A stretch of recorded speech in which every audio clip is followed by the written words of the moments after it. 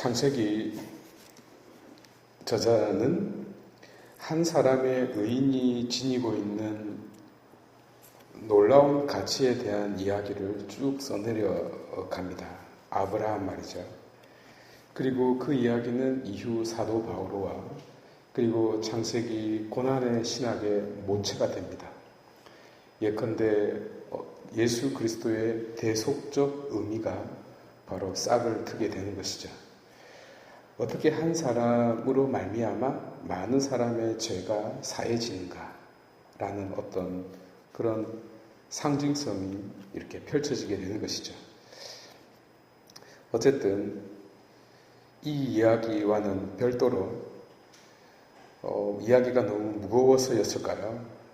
지나가는 이야기 하나를 삽입시킵니다. 바로 이것이 롯의 이야기가 되겠습니다.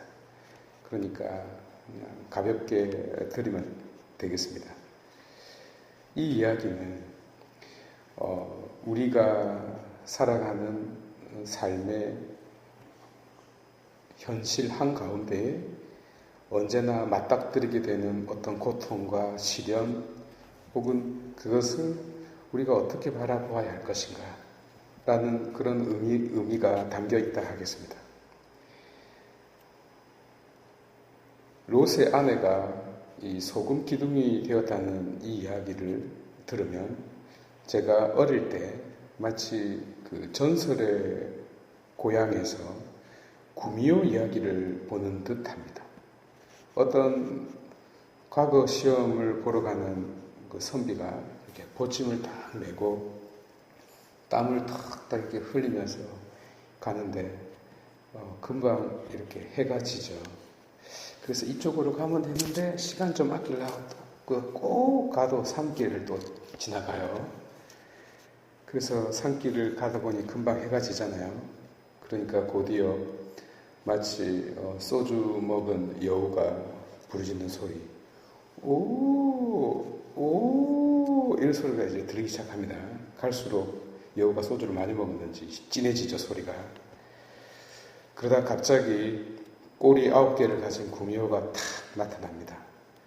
그리고 남자를 탁 잡고 목을 무는 순간 선비가 싹싹 빕니다. 제발 살려달라. 내가 3대 독자다. 내가 죽으면 우리 어머니가 곡기를 끊고 죽을 것이고 아버지도 그렇고 도저히 안 된다. 내가 기꺼이 내 피를 줄 수 있지만 진짜 좀 살려달라. 애원을 합니다. 사람을 잡아먹어야 사람이 되는 이 구미호는 너무 안 됐잖아요. 그래서 살려줍니다. 그래서 너무 고마워서 이 선비가 자기도 약속을 하죠. 내가 과거 급제하면 한양에서 돌아오는 길에 루이비통 가방 하나 사오겠다. 샤넬 옷에다가 다이아 반지 1개 내가 꼭 선물하겠어. 그렇지만 이 구미호는 한 가지 중요한 조건을 답니다. 어떤 경우에도 100일 동안 나를 만났다는 이야기를, 내 이야기를 절대 하면 안 된다. 100일 동안. 그래서 서로 약속을 하고 이제 과거 급제하고 돌아오지 않습니까? 어쨌든 이 100일 동안 잘 지키다가 이 마지막 날 딱 하루 남겨두고, 그것도 꼭 1시간 딱 남겨두고 또 이야기를 꺼내네.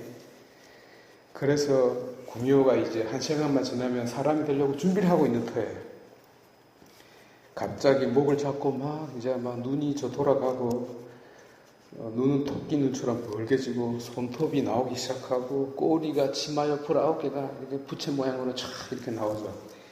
이 구미호가 이제 마지막 그 하루를 못 지킨 이 선비를 찾아가서 이제 복수하는, 한을 푸는 그런 이야기가 꼭 롯의 아내 소금 기둥 이야기가. 돌아보지 말라 그랬는데 꼭 마지막에 돌아봐요.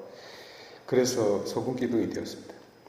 근데 이 이야기를 들으면서 정말 슬픈 것은 남편은 구원받고 아내는 멸망당했다는 겁니다. 똑같은 자리에 있는 두 사람 중에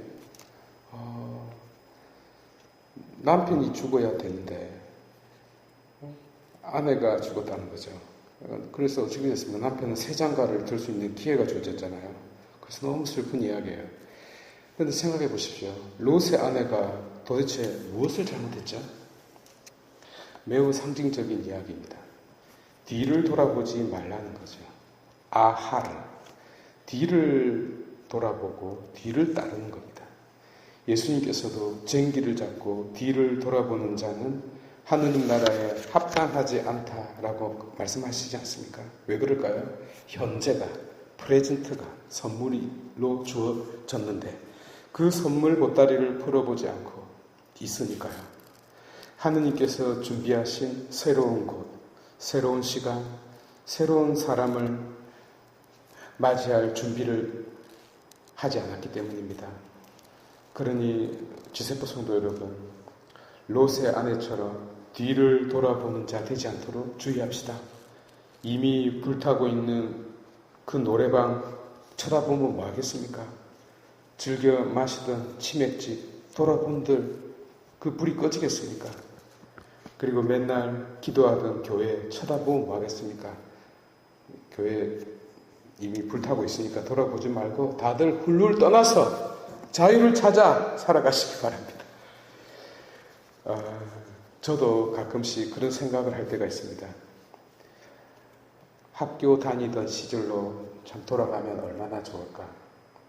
젊어지니까요. 그러나 돌아가고 싶진 않아요. 군대도 한 번은 체험할 만했죠. 그러나 두 번은 가고 싶지 않습니다. 서품 받던 젊은 시절로 돌아가고 싶을 때가 있어요. 우리 신자분들은 한 살이라도 젊은 신부 좋아하잖아요. 그렇지만 돌아가고 싶지 않습니다. 이런저런 제가 겪은 이런 고통, 저런 시련을 다시 감당한다는 것이 쉬운 일이 아니니까요. 작가 공지영 씨가 이렇게 말하지 않습니까? 고통과 시련은 우리가 살아있다는 증거라고, 징표라고, 강물은 제 강물을 마시지 않는다고요. 정말 예수님 말씀처럼 그날 고통은 그날로 충분합니다.